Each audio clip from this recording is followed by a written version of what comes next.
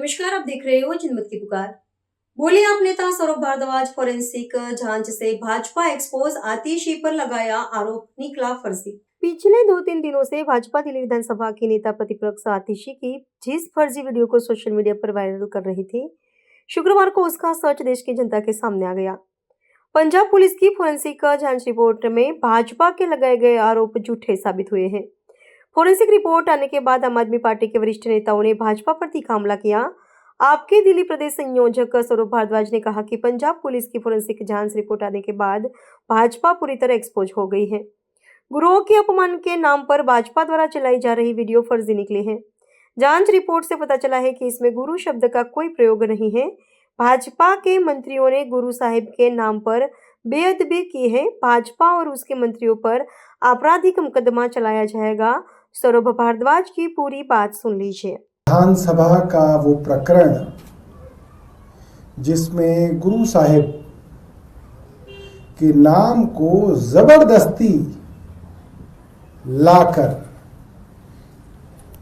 एक फर्जी वीडियो के सहारे बेअदबी की, आज वो सबके सामने है। भारतीय जनता पार्टी के मंत्री कपिल मिश्रा, उनके मंत्री मनजिंदर सिंह सिरसा, उनके कई विधायक और कई पार्टी के सदस्यों ने एक झूठा, एक फर्जी वीडियो चलाकर उसके ऊपर झूठा गुरु साहिब का नाम डालकर सीधे तौर पे सिख धर्म की और गुरुओं की बेअदबी की है। इसमें अब कोई गुंजाइश नहीं बची है। और इस तरीके से एक वीडियो जो आप सबके पास है, मैं आप सबको एक सलाह दूंगा, सबको, कपिल मिश्रा ने जो वीडियो ट्वीट किया है, आप उस वीडियो को सुनिए कि आतिशी जी ने क्या कहा है। आप सुन लीजिए, आप सबके पास कान है, ईयरफोन है, स्पीकर है, सब सुन लीजिए। उन्होंने जो लिखा है उसको छोड़ दीजिए, सिर्फ जो सुनाई दे रहा है वो सुन लीजिए। जो ओरिजिनल विधानसभा की क्लिप आज भी YouTube पे पड़ी हुई है, फेसबुक पे पड़ी हुई है, वो पढ़ लीजिए, सुन लीजिए।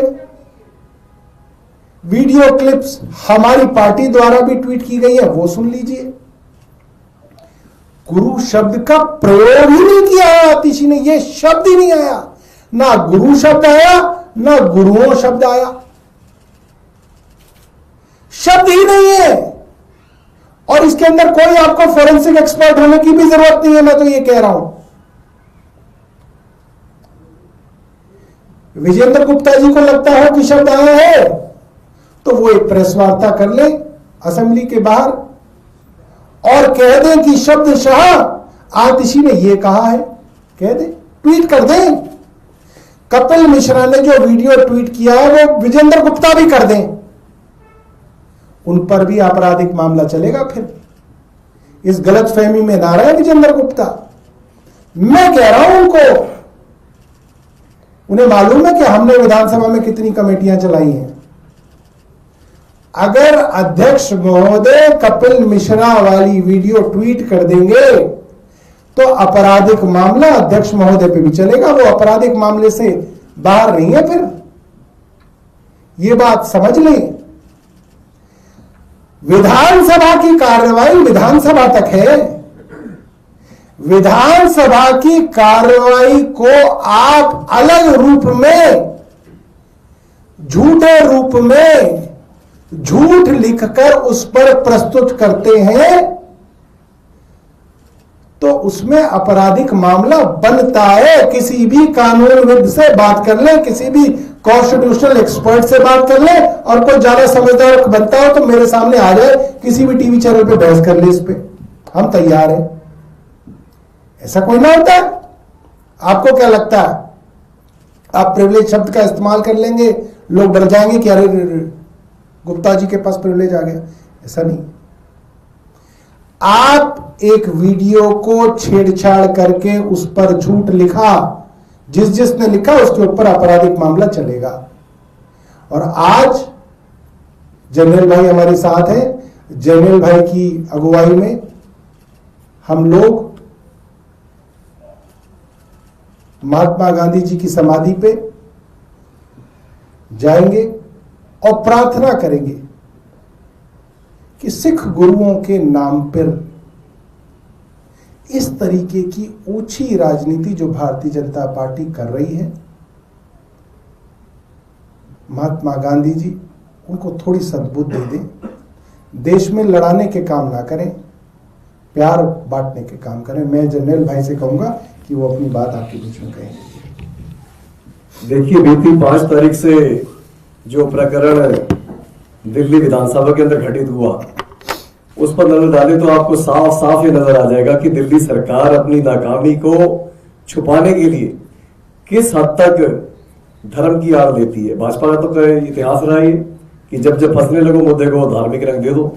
इसको फिर से रिपीट किया गया। 5 तारीख को आपको ध्यान होगा कि हम सब मास्क लगाकर विधानसभा के अंदर विधायक गए।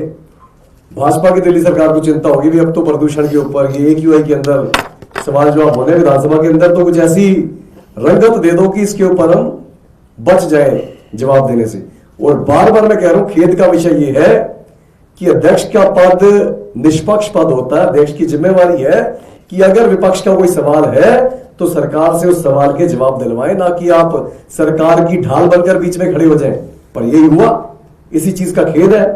अगले दिन जब सवाल जवाब शुरू होने थे तो विधानसभा में एक बेबुनियाद मुद्दे को पैदा किया गया। जैसा सौरभ भाई ने बताया कि बेबुनियाद शब्द मैंने इसलिए यूज किया कि उसमें कहीं भी गुरु साहब का नाम ही नहीं लिया गया। उस मुद्दे को इतना बढ़ा चढ़ाकर पेश किया गया कि नेता विपक्ष सतीश जी द्वारा तो पता नहीं क्या कर दिया गया। मुझे लगता है अगर गुरु साहिब की बेअदबी किसी ने की है तो वो भारतीय जनता पार्टी ने की। और पूरा सिख समाज इस चीज को कभी नहीं भूलेगा कि भाजपा अपनी ओछी राजनीति को छुपाने के लिए, ओछी राजनीति करने के लिए गुरु साहब के नाम को अपनी ढाल बना रही थी। और जिन गुरु साहब का नाम आप ले रहे हो, श्री गुरु तेग बहादुर साहब के नाम से आप जोड़ रहे हो, तो उन श्री गुरु तेग बहादुर साहब का इतिहास पढ़ लो। कश्मीरी पंडितों को औरंगजेब से के आतंक से बचाने के लिए उन्होंने अपनी शहादत दे दी थी, पर कट्टरवाद के आगे झुके नहीं थे। तो अब कट्टरवाद अगर भाजपा करेगी तो हम उसी गुरु साहब को मानने वाले, उन्हीं के सिख हैं, चाहे जो भी करे। गुरु साहब का साफ और स्पष्ट हमारे को फरमान है कि धार्मिक कट्टरवाद के आगे हमें नहीं झुकना। और भाजपा धर्म के पीछे छुपकर, गुरुओं के नाम के पीछे छुपकर अपनी ओसी राजनीति करना बंद करे। सर, इसके अलावा भी दिल्ली असेंबली के स्पीकर विजेंद्र गुप्ता ने PC करके बाकायदा ये बात कहा है कि जिस तरह से आप लोगों ने FIR दर्ज की है दिल्ली के मंत्री के खिलाफ, वो वीडियो दिल्ली असेंबली की प्रॉपर्टी थी और इसके साथ प्रिविलेज का मामला बनता है। और इस तरह से असेंबली की प्रॉपर्टी के आधार पे कोई और राज्य की पुलिस कैसे एक्ट कर सकती है? देखिए, विजेंद्र गुप्ता जी स्पीकर जरूर हैं, मगर मैं उनको थोड़ा विधानसभा की प्रिविलेजेस प्रोसीडिंग्स के बारे में बता दूं। पता नहीं उनको कौन सलाह दे रहा है। विधानसभा के अंदर जो बोली गई बातें हैं उनकी प्रोटेक्शन प्रिविलेजेस, विधानसभा की प्रिविलेजेस उनकी प्रोटेक्शन करती है, बिल्कुल करनी चाहिए। विधानसभा में जो बोली गई बात वो टेलीकास्ट कर दी आपने, विधानसभा ने, और उसको पब्लिकली अवेलेबल कर दिया। विधानसभा की प्रॉपर्टी हो या संसद की प्रॉपर्टी हो, जब वो पब्लिकली अवेलेबल हो गई, so it is open to any kind of criticism और एप्रिसिएशन। उसकी आप आलोचना भी कर सकते हो, उसकी आप जो है उसकी तारीफ भी कर सकते हो। जैसे आप राहुल गांधी जी के बयानों पे, संजय सिंह जी के बयानों पे भारतीय जनता पार्टी आलोचनाएं करती है, अपने नेताओं की तारीफ करती है। तो it is open for any kind of criticism and appreciation. Number 1। अब अगर उस प्रॉपर्टी के ऊपर कोई आदमी मैनिपुलेशन करके नए शब्द जोड़ने की कोशिश करे, उसके ऊपर पट्टी लगा के वो आदमी कह रहा है कुछ, आप उसमें कह रहे हैं कुछ। उन्होंने गुरु शब्द इस्तेमाल ही नहीं किया, आपने उसमें गुरु शब्द कह दिया कि इन्होंने गुरु कहा ना, वो गुरु शब्द सुनाई दे रहा, मगर आपने उसमें लिख दिया कि इसमें गुरुओं का शब्द जो है इस्तेमाल किया।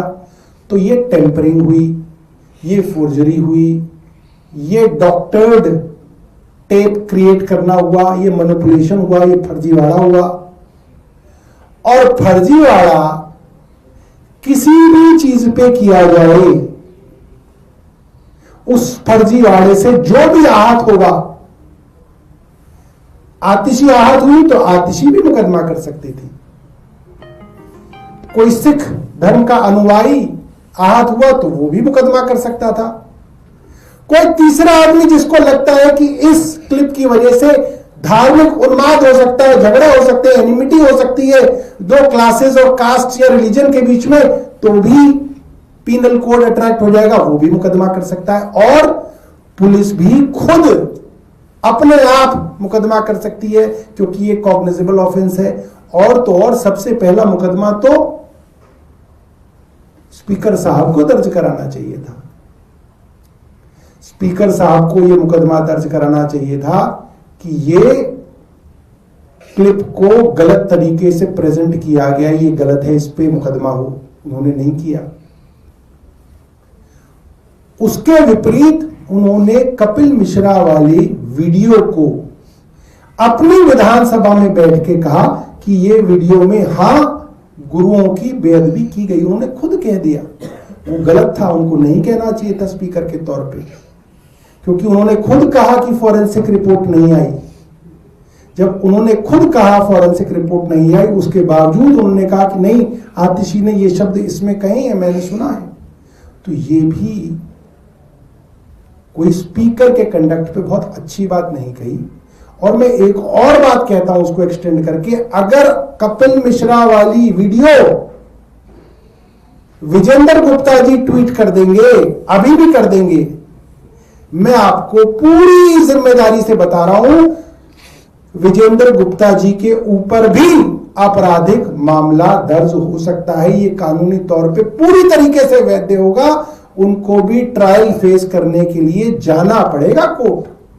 और विजेंद्र गुप्ता जी किसी गलतफहमी में हो तो वो किसी कानूनी विशेषज्ञ से बात कर लें, या मेरे को आमने सामने बुला ले, हम टीवी पर लाइव जो है चर्चा कर लेंगे। इसके अंदर कोई वो नहीं है। तो प्रिविलेज कुछ ऐसा नहीं है कि आप एक हवा बना दिया कि साहब मैंने तुम पे भी प्रिविलेज कर दिया, मैंने पुराने स्पीकर पे भी कर दिया, मैंने पुराने मुख्यमंत्री पे भी कर दिया। ये ऐसे नहीं चलता है। इसको बहुत आपको ध्यान से, मर्यादा से इस्तेमाल करने वाला ये शस्त्र है। इसको बहुत अदब से इस्तेमाल करना चाहिए। और मुझे बड़ा दुख हो रहा है कि इसको बहुत लूजली शब्दों के अंदर इस्तेमाल किया जा रहा है।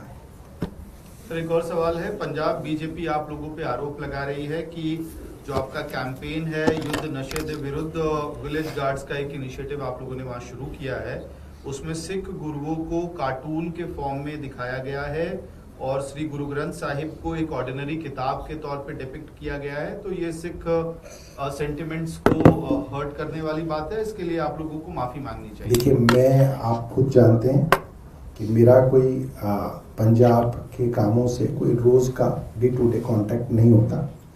आप लोगों ने जो बात कही है, मुझे ये भी नहीं पता कि उसमें कितनी सच्चाई है, नहीं कही है।